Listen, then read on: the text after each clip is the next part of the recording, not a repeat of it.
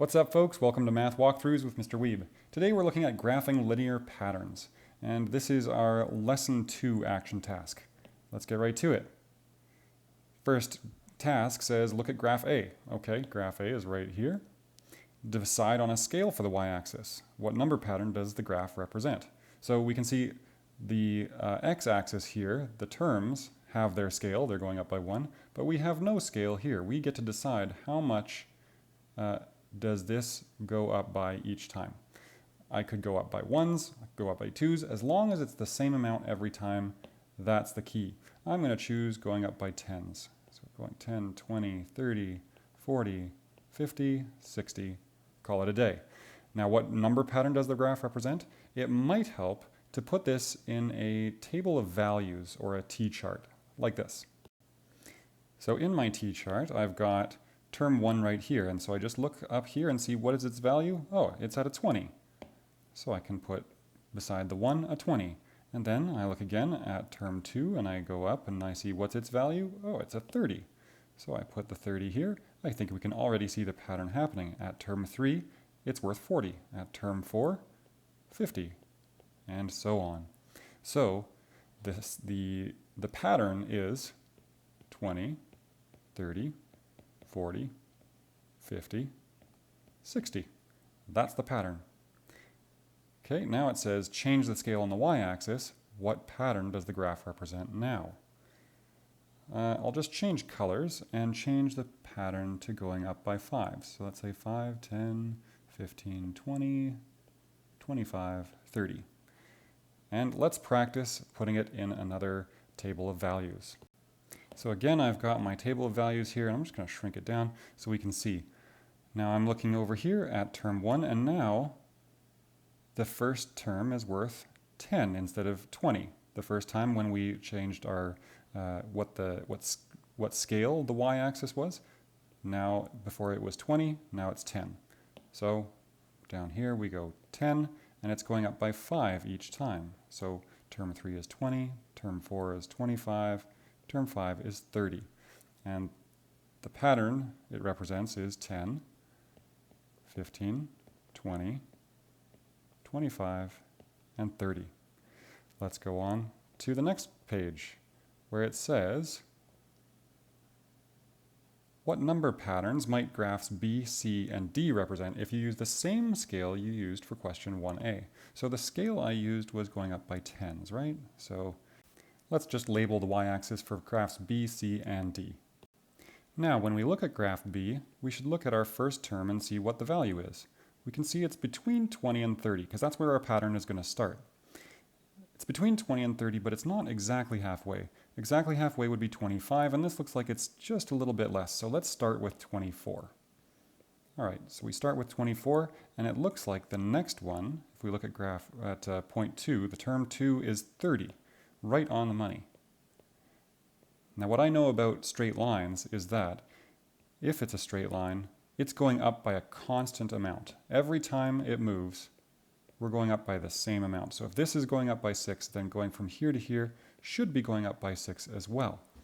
So all we need to do is check to see if we go up by 6 from here to there, then it should look like a 36 on the graph as well. And let's see, 35 would be right here, and this is just a little bit higher, so it still makes sense to be 36. And if we added another 6 to 36, it would be 42 and then 48. Let's just make sure that this makes sense.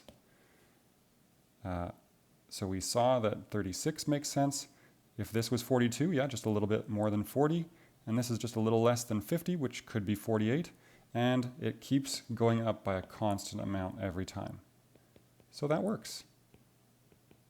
Let's look at graph C now. If this is first term, it's somewhere between 10 and 20. Okay, but it's not exactly at 15, it's a little less. Let's try it at 14.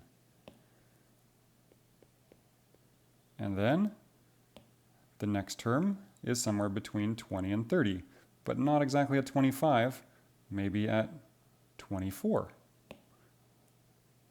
Now I can see that we are increasing each time by 10, and as long as this holds up, as long as it matches the graph, we should be all right. So let's see. In the third term, it looks like between 30 and 40, but not exactly, just a little bit less. It looks like 34 to me.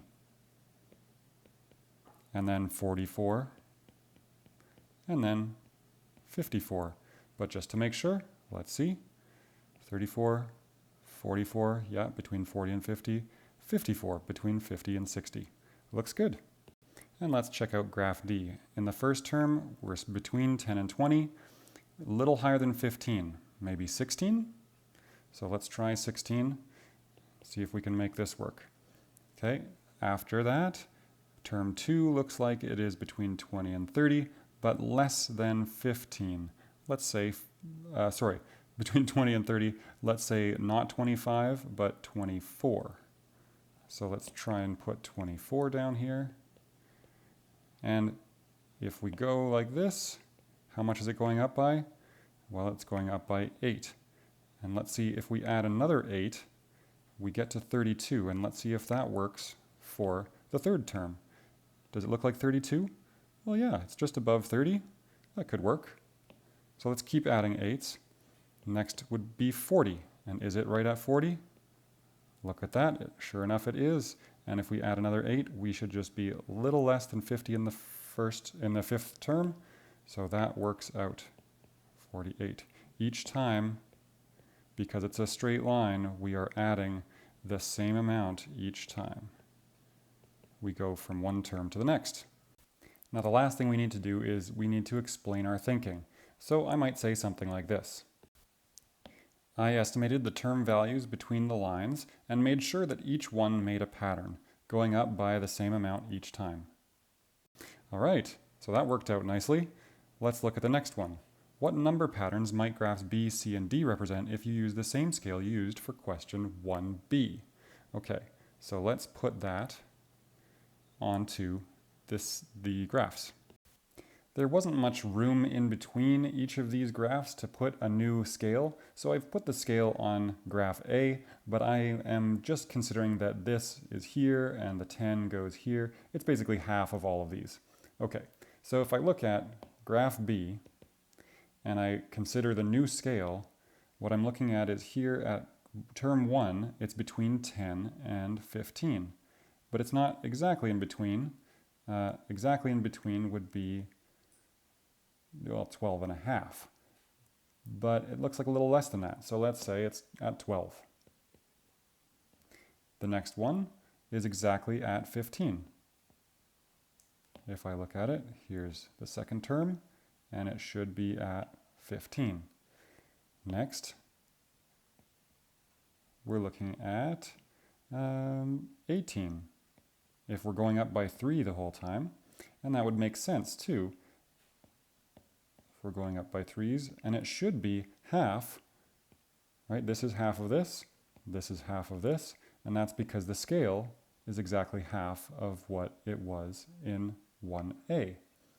All right, so that works out. It's going up by 3 each time, and I can just add that in.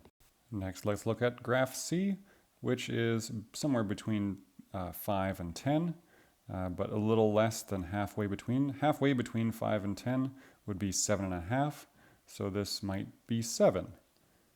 Let's put 7, and it might actually work out the same way that the other one did. Maybe it's half of what our term 1 is here. Does that make sense? Let's see if it's half of this. See if it's 12 and if it matches. So if we put 12 there, there's 12. Let's see if it matches term 2. Well, if it's between 10 and 15, does that match a 12? It looks like it could be a 12. So let's just put the rest of these down as half. So half of 34, which is, and again, we're going up by 5, so we should have 17, and then we've got 22, and then we've got 27, and that's that. In question 2, we were going up by 10s, and now we're going up by 5s. 10 each time, 5 each time. And it still matches the graph that we have, right? This one looks like a 7, if you're looking at it between here and here. Yeah, this one looks like it's between 10 and 15, so that's a 12, and then a 17, and then 22, and then 27. Let's finally end up with graph D. And since our scale is still half of what it was in 1a, I'm going to look at this and do half of it, going up by 4 instead of 8. So let's do that. Half of 16 is 8, going up 4 again, going up 4, and going up 4. Still noting that 24 is half of 48, each time only going up by 4. That's it for today. Thanks for watching.